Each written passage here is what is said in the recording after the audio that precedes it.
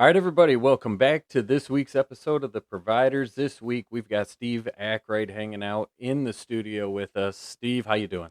Hey, what's up? Doing good, doing good. This is going to be a fun episode. We are starting to talk about the beginning of deer season and some other fun stuff that goes with the beginning of September. This is going to be a good one. Sitting in my tree stand, watching the leaves land, praying for a little love. Cause it's opening day and us pass through boys looking to drag out a big old bug. Man, weather's already changing. Football's starting up. Just getting that feeling going. Just perfect time of year. You had a game this week, didn't you? Yeah, my kid, he's a sophomore, and he goes to a pretty big school and winds up starter on the varsity. So I'm pretty happy, pretty excited. Well, it, So it helps that he's already bigger and taller and faster and stronger than Dad and all of his friends, so yeah, we'll probably get into that a little bit later in this episode. we might have to talk about a different UPS delivery guy. He is dwarfing me right now. It's kind of crazy.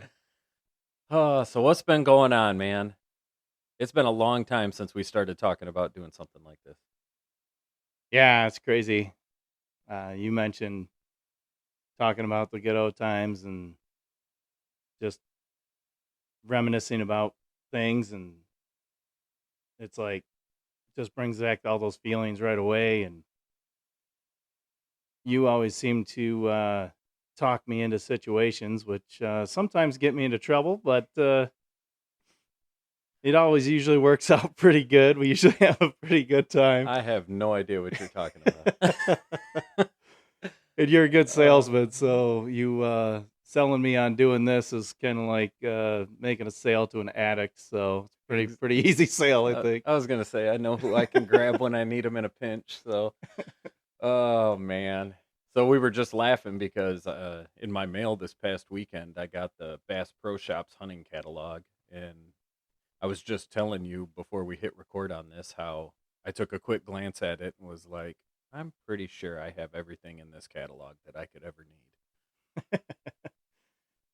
Yeah, what's funny about that is I've got a buddy at work that keeps asking me about hunting, and he's interested in it. And Ron has a girlfriend right now, and his girlfriend has a son who's 12, I think, and just picked him up a crossbow, and he's all excited and wanting to go. And man, I just think of everybody starting out and all the gear that you have to accumulate. And when you're starting out, you just got to start out, like, just get what you can and get out there.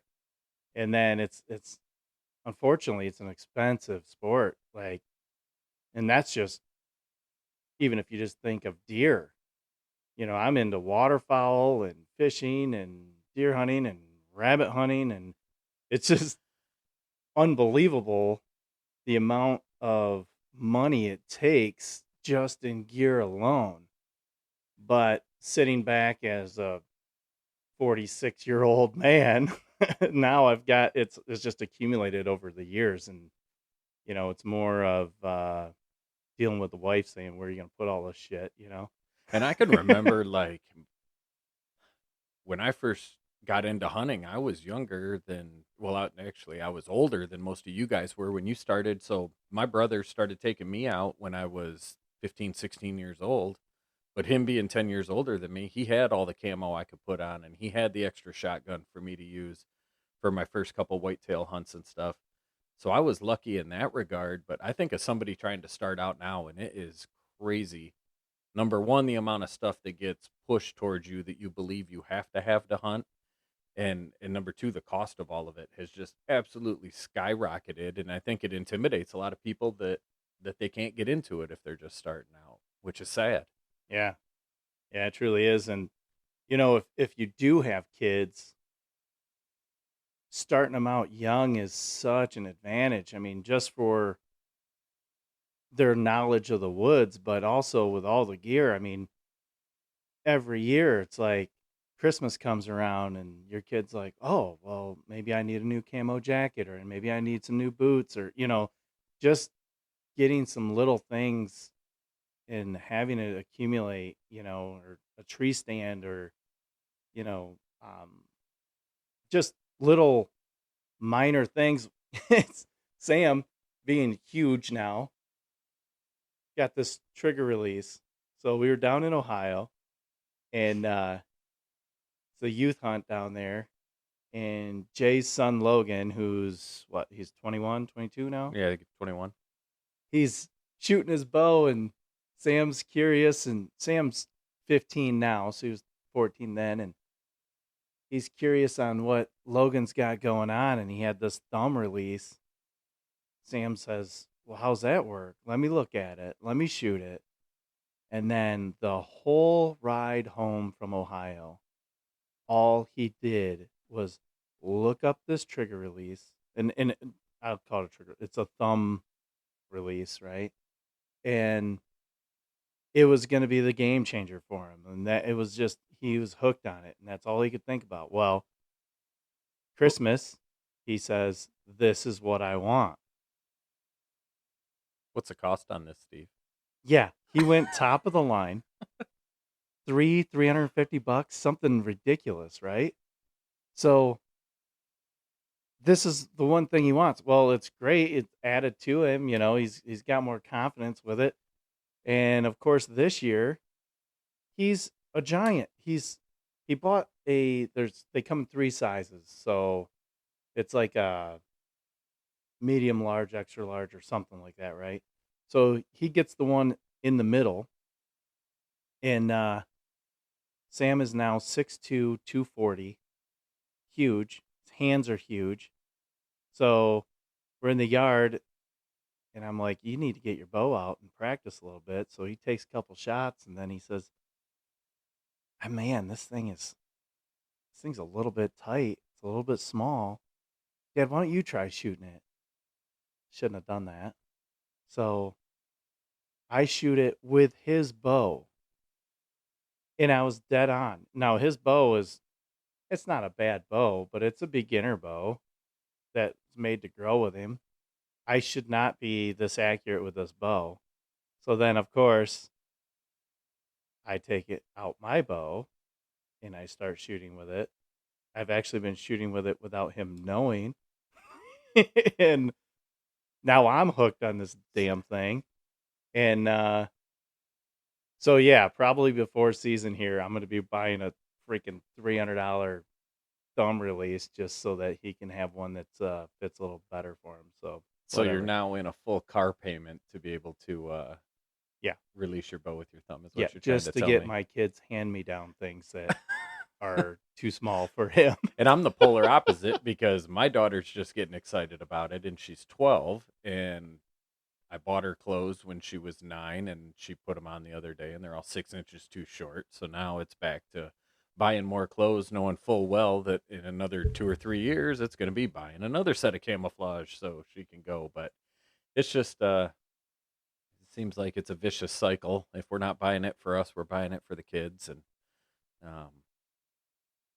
I felt bad because for years I've been doing this fishing trip up north, and we put waders on, we wade out into Lake Michigan, and we catch smallmouth bass, and it's a blast. Sam absolutely loves fishing. I held him off because I said, I don't want to keep buying waders every year that are $150 a crack because you're just going to keep outgrowing them.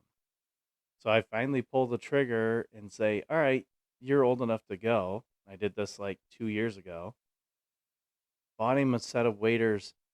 I think that were a size 9. He's now a size 13. So that kind of backfired on me. I'll buy the waders off you. It'll be okay. Just crazy. But, somebody new getting into the sport is like, it could be overwhelming. But I think they have to know that it's a longevity thing. Each It's a piece. marathon. It's not a sprint trying to get Yeah, there. I mean, we're exactly. 30 years into buying gear at this point, Right. and we can finally look at a catalog and say, I think I have everything I need. But yet we still find a way to spend money in the off season, like buying $300 thumb releases for our bow. So. It is a game changer. I can't wait for you to try it. I know. I want to shoot it too. And then I'm the idiot that went out and bought an e-bike, or an electric bike. So I got something you got to play with in a little bit here too.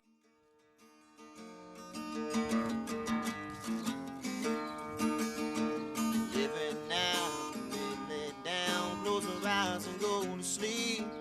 We got a 135 outside in 20, and we're watching him through the peep. It's the beginning of September. It's hard to believe here in Michigan we're a month out. I just woke up this morning, was checking trail camera photos, and we got our first hardhorn deer. Just went out and checked. My fall food plot is finally kicking in with some winter rye, and the temps are changing. Man, it's starting to feel like hunting season. That's for sure. As far as season plans go, what's your thoughts? Got any ideas in mind? So I was thinking about this.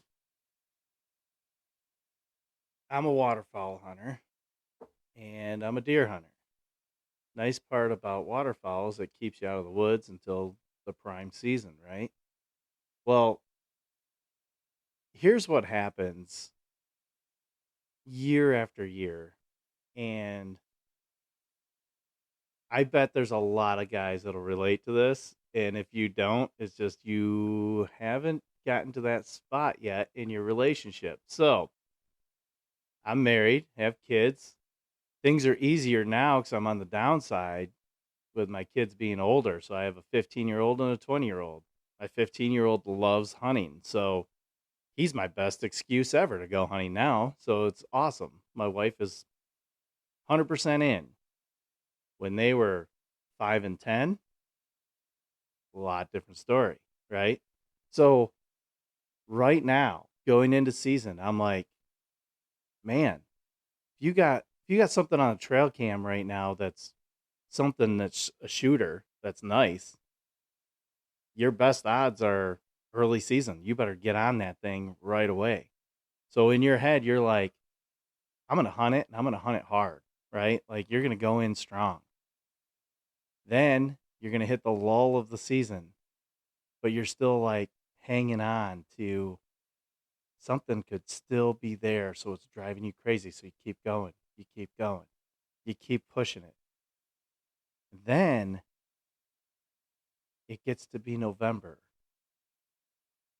and you're going, now is the time.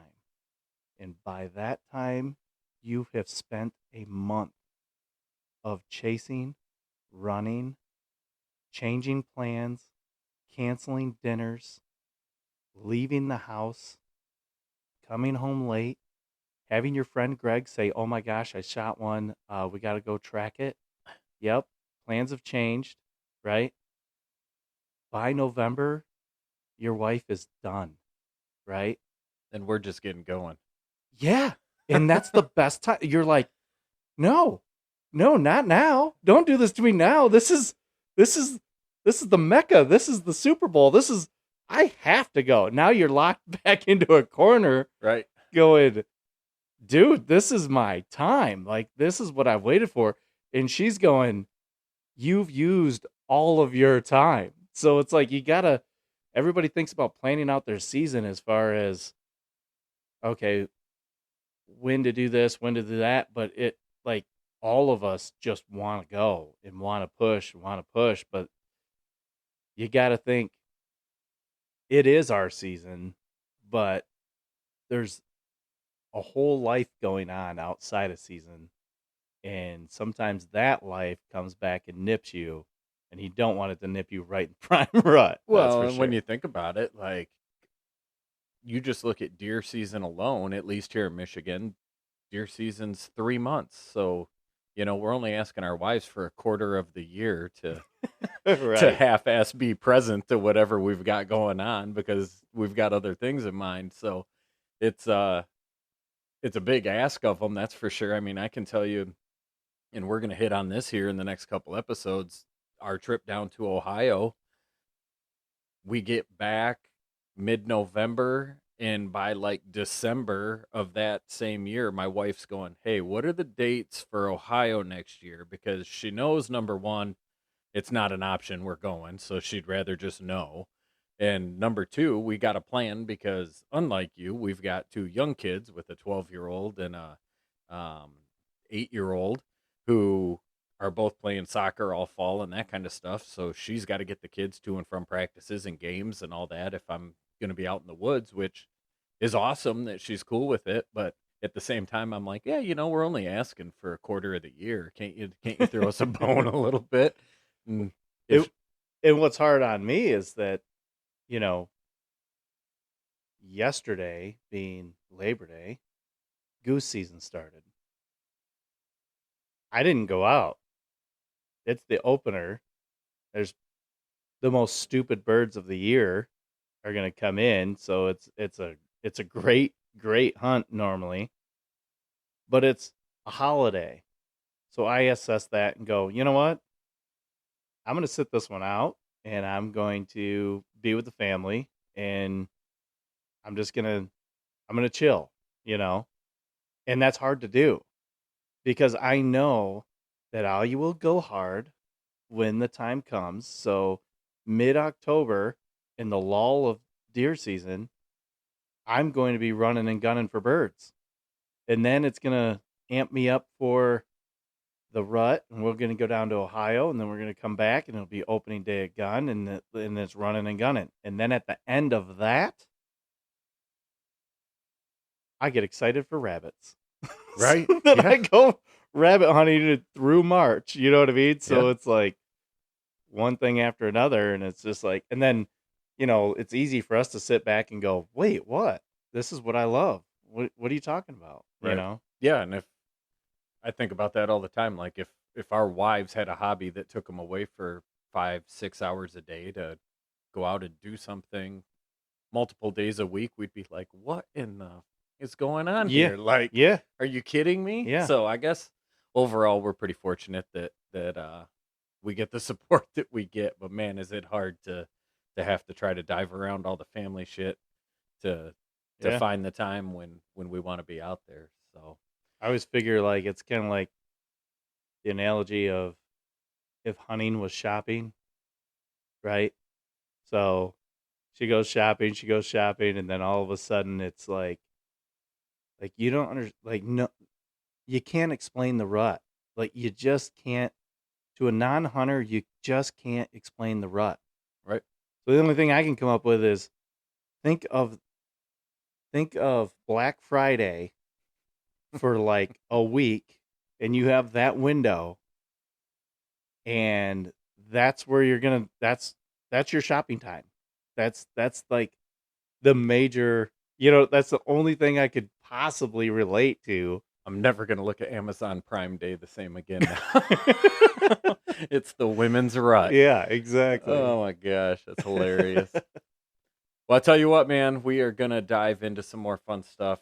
Upcoming episodes, we've got Ohio to talk about. We've got the old Providers TV show to talk about, Pass Through Productions, goose hunting, rabbit hunting. We got all kinds of fun stuff coming up. But for this week, I say we wrap it up.